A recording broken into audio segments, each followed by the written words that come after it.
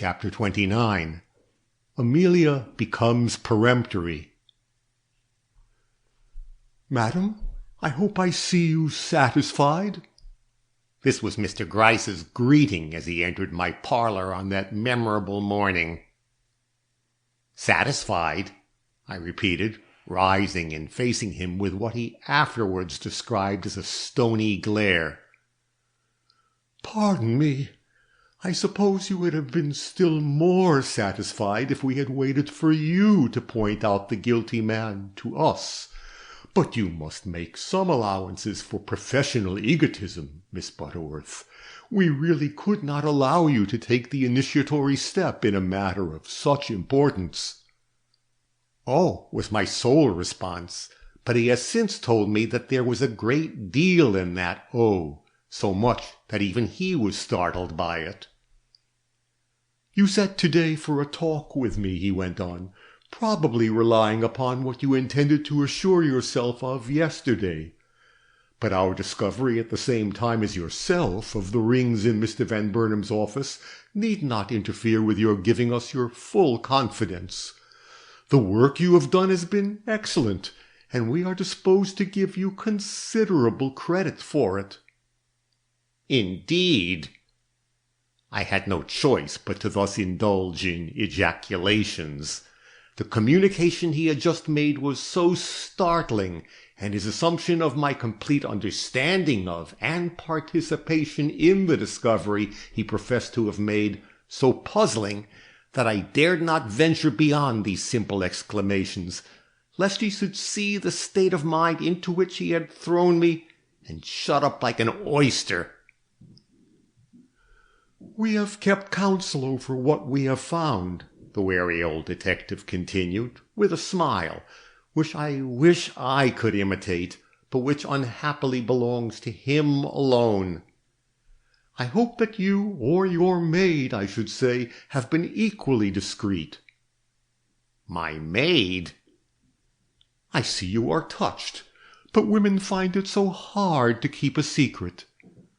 But it does not matter. Tonight the whole town will know that the older and not the younger brother has had these rings in his keeping."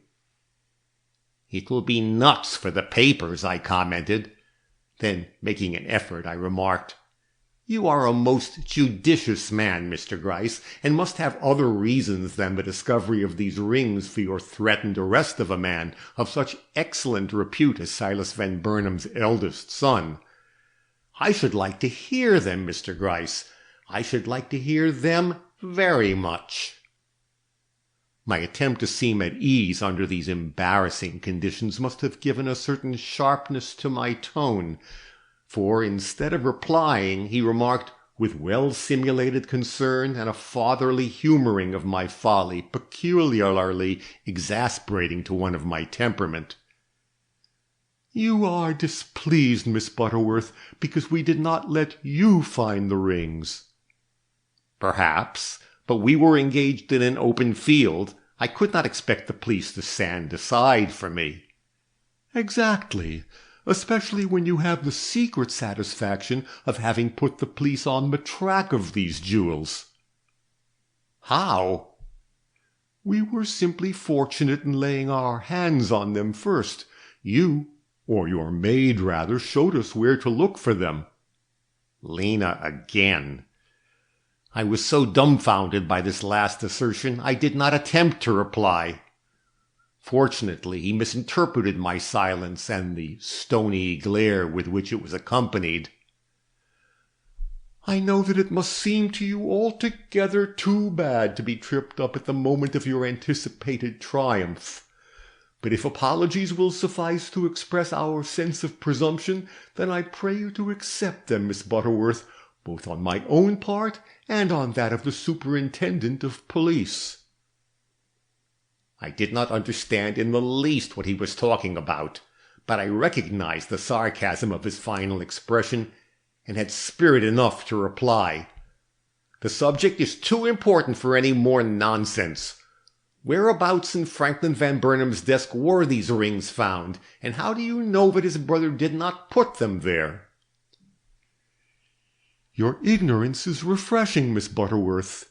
If you will ask a certain young girl dressed in gray upon what object connected with Mr. Van Burnham's desk she laid her hands yesterday morning, you will have an answer to your first question. The second one is still more easily answered. Mr. Howard Van Burnham did not conceal the rings in Medwayne Street office for the reason that he has not been in that office since his wife was killed. Regarding this fact, we are as well advised as yourself. Now you change color, Miss Butterworth. But there's no necessity. For an amateur, you've made less trouble and fewer mistakes than were to be expected. Worse and worse. He was patronizing me now, and for results I had done nothing to bring about. I surveyed him in absolute amazement. Was he amusing himself with me, or was he himself deceived as to the nature and trend of my late investigations? This was a question to settle, and at once, and as duplicity had hitherto proved my best weapon in dealing with Mr. Gryce, I concluded to resort to it in this emergency. Clearing my brow, I regarded with a more amenable air of a little Hungarian vase he'd taken up on entering the room, and into which he'd been talking ever since he thought it worthwhile to compliment its owner. I do not wish, said I, to be published to the world as the discoverer of Franklin Van Burnham's guilt. But I do want credit with the police, if only because one of their number has chosen to look upon my efforts with disdain. I mean you, Mr. Gryce, so if you are in earnest— he smiled at the vase most genially— I will accept your apologies just so far as you honor me with your confidence. I know you are anxious to hear what evidence I have collected, or you would not be wasting time on me this busy morning. Shrewd, was the short ejaculation he shot into the mouth of the vase he was handling. If that term of admiration is intended for me, I remarked, I am sure I'm only too sensible of the honor. But flattery has never succeeded in making me talk against my better judgment. I may be shrewd, but a fool could see what you are after this morning. Compliment me when I have deserved it. I can wait. I begin to think that what you withheld so resolutely has more than common value, Miss Butterworth. If this is so, I must not be the only one to listen to your explanations. Is not that a carriage I hear stopping? I am expecting Inspector Z, if that is he you have been wise to delay your communications till he came. A carriage was stopping, and it was the inspector who alighted from it. I began to feel my importance in a way that was truly gratifying, and cast my eyes up at the portrait of my father with a secret longing that its original stood by to witness the verification of his prophecy. But I was not so distracted by these thoughts as not to make one attempt to get something from Mr. Gryce before the inspector joined us. Why do you speak to me of my maid in one breath, and of a girl in gray in another? Did you think Lena— Hush, he enjoined. We will have ample opportunities to discuss this subject later. Will we? Thought I. We will discuss nothing till I know more positively what you are aiming at. But I showed nothing of this determination in my face. On the contrary, I became all affability as the inspector entered, and I did the honors of the house in a way I hope my father would have approved of, had he been alive and present. Mr. Gryce continued to stare into the vase. Miss Butterworth, it was the inspector who was speaking, I've been told that you take great interest in the Van Burnham murder, and that you have even gone so far as to collect some facts in connection with it which you have not as yet given to the police. You've heard correctly, I returned. I have taken a deep interest in this tragedy, and have come into possession of some facts in reference to it which as yet I have imparted to no living soul. Mr. Gryce's interest in my poor little vase increased marvelously. Seeing this, I complacently continued. I could not have accomplished so much had I indulged in a confidant. Such work as I have attempted depends for its success upon the secrecy with which it is carried on. That is why amateur work is sometimes more effective than professional. No one suspected me of making inquiries, unless it was this gentleman, and he was forewarned of my possible interference. I told him that in case Howard Van Burnham was put under arrest, I should take it upon myself to stir up matters, and I have.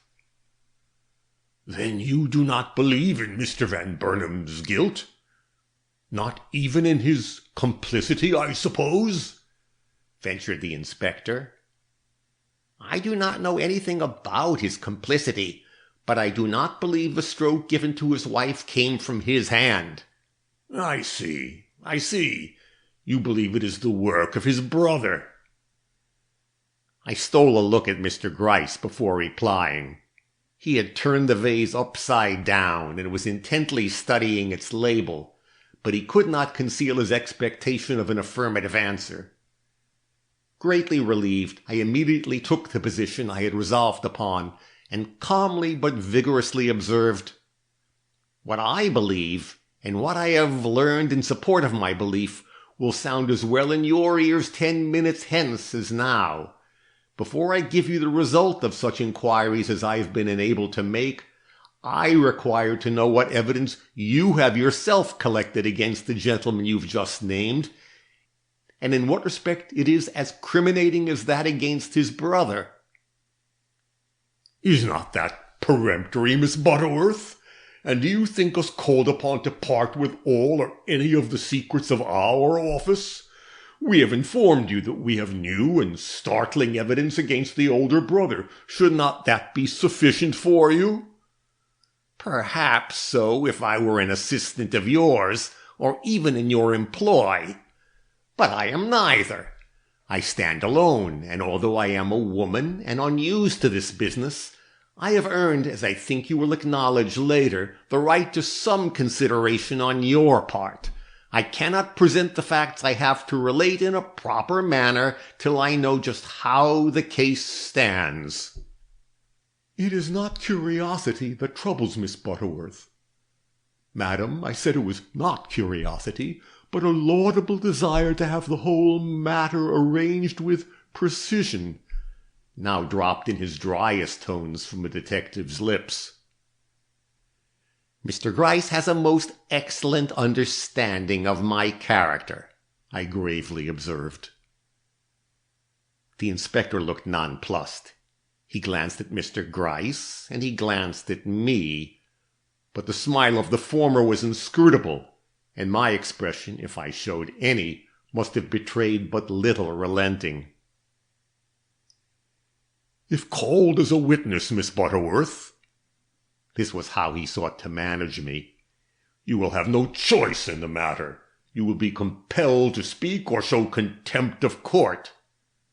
That is true, I acknowledged, but it is not what I might feel myself called upon to say then, but what I can say now that is of interest to you at this present moment.